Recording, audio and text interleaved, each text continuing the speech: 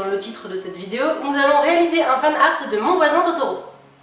Vous avez été pas mal à le proposer dans les commentaires de la précédente vidéo du Inktober 2018, dont je vous mets le lien juste ici dans le petit i. Je vous avoue que j'avais déjà en tête de faire un fan art d'un film de Miyazaki pendant ce Inktober 2018, mais vu vos propositions sous la dernière vidéo, c'est Mon voisin Totoro qui s'est imposé. Il y a eu des propositions pour d'autres films de Miyazaki, mais de toute façon, ça reste dans ma tête, et puis voilà, on verra comment ça évolue, ça peut peut-être m'inspirer. Enfin, de toute façon, quand vous semez une idée dans les commentaires, really, donc... La semaine dernière, j'avais plutôt utilisé les feutres, mais cette fois-ci, j'ai vraiment envie de me remettre dans le Inktober, à refaire des effets avec l'encre, avec mes pinceaux. Donc on commence ça tout de suite.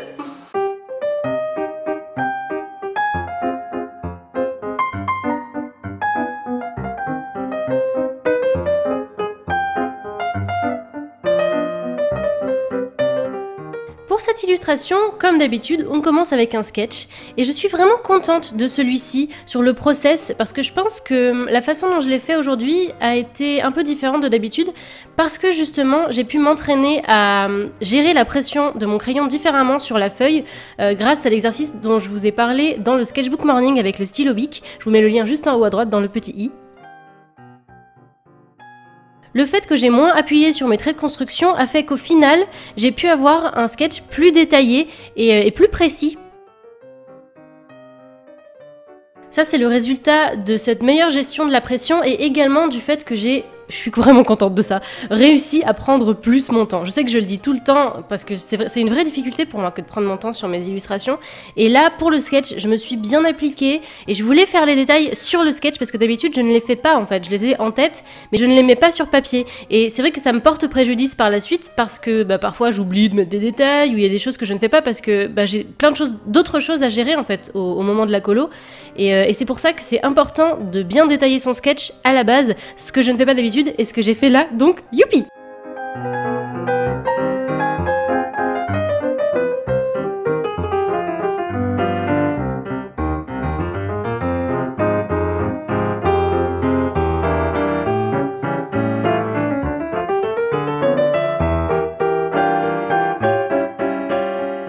Par curiosité, combien de films de Miyazaki avez-vous vu? Pour ma part, je n'en ai pas vu énormément, je dois bien l'avouer, mais je tends à rattraper tout ça parce que justement, Mon voisin Totoro, en fait, je l'ai vu il n'y a pas très longtemps et j'ai même enchaîné avec Kiki la petite sorcière que j'ai adoré et j'ai pour projet d'en regarder d'autres. Je pense que le prochain sur ma liste sera Princesse Mononoke. Si vous en avez vu plus que moi, ce qui est fort probable, quel est votre préféré?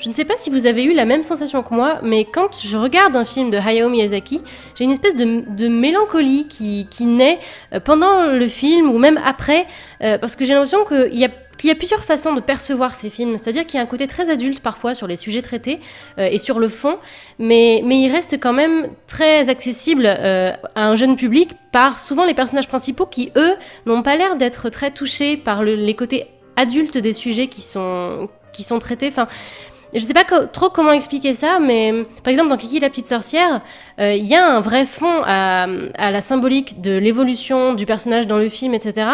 Mais du coup, je trouve ça hyper riche en fait. Il y a beaucoup de choses à trouver dans la symbolique de ces films, autant sur la forme que sur le fond.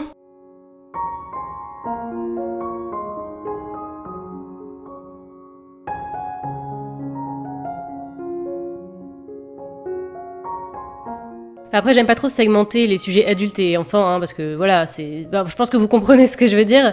Et puis quand je commence à vous parler comme ça de sujets, j'aime bien, je pense que je vais commencer à faire ça un petit peu dans mes vidéos quand il y a un sujet qui m'intéresse. J'ai envie de ne pas trop me censurer sur ce que je ressens et vous exprimer des choses. Sachez qu'évidemment, je parle juste avec les films que j'ai vus, avec ce que j'ai ressenti, mais il y a probablement plein de choses que je ne sais pas. Donc voilà, ne le prenez pas en mode, enfin, voilà, en gros, disclaimer sur YouTube, quoi, sur Internet.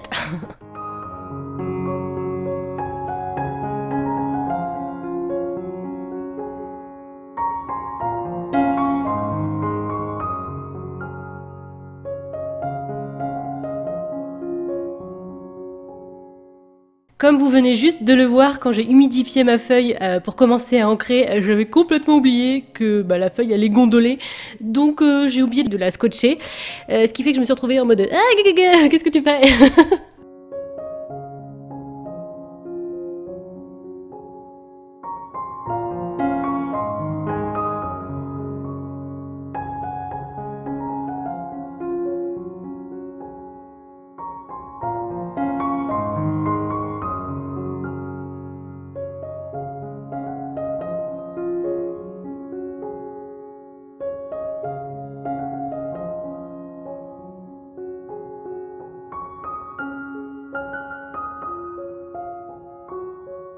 Après, par rapport au Inktober de l'année dernière, j'ai plus de facilité à reprendre, puisque forcément j'ai l'expérience du Inktober de l'an dernier.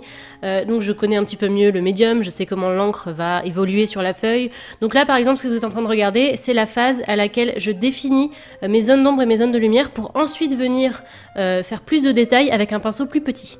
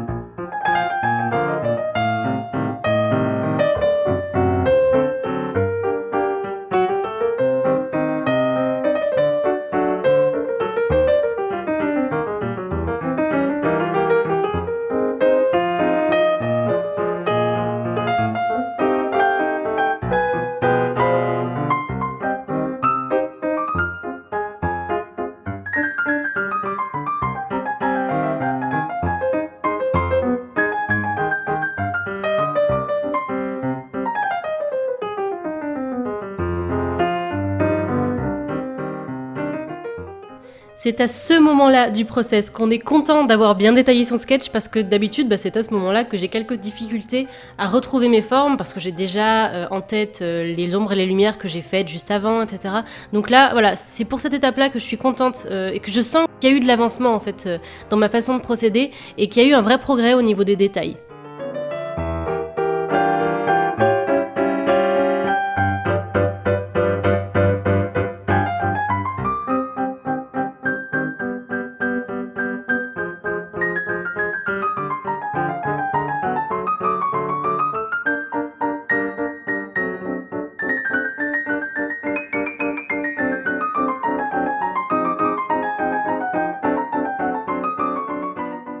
J'ai pu faire beaucoup de détails aussi parce que c'est un format qui est assez grand. Je voulais à nouveau remplir un cadre pour mon décor.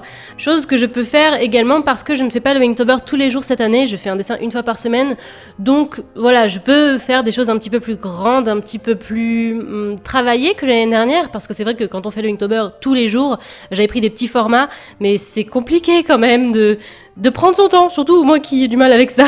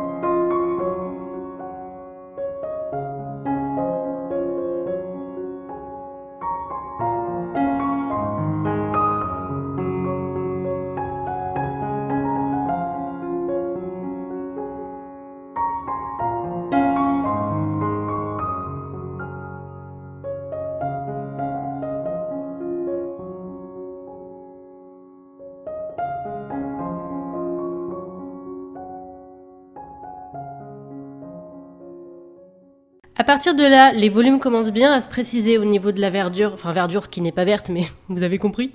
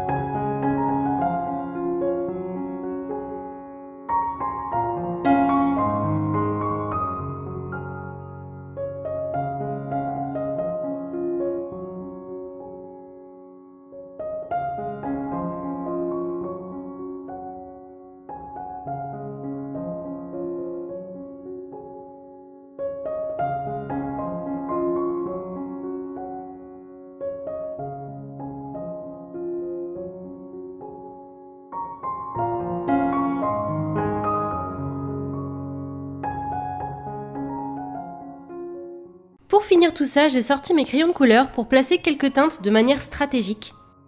Je ne voulais pas trop charger le dessin en couleur parce que justement, j'avais envie aussi qu'on se concentre sur les volumes que j'avais placés précédemment avec l'encre et que ça reste quelque chose qui soit en noir et blanc, majoritairement.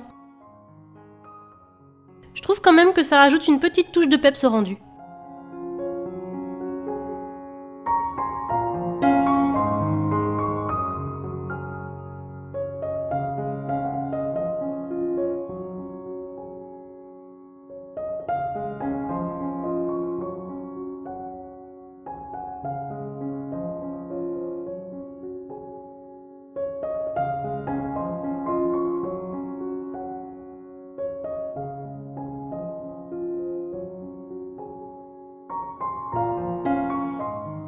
Le speed paint se termine, j'espère que ce fan art vous plaît. N'hésitez pas à vous abonner à la chaîne si vous voulez en voir un petit peu plus et si cette vidéo vous a plu, n'hésitez pas également à la partager. Hop, l'illustration est terminée, plus qu'à la mettre dans un cadre. Tadam! Voilà, c'est fait. Je vous fais plein de bisous et on se voit très vite pour une prochaine vidéo.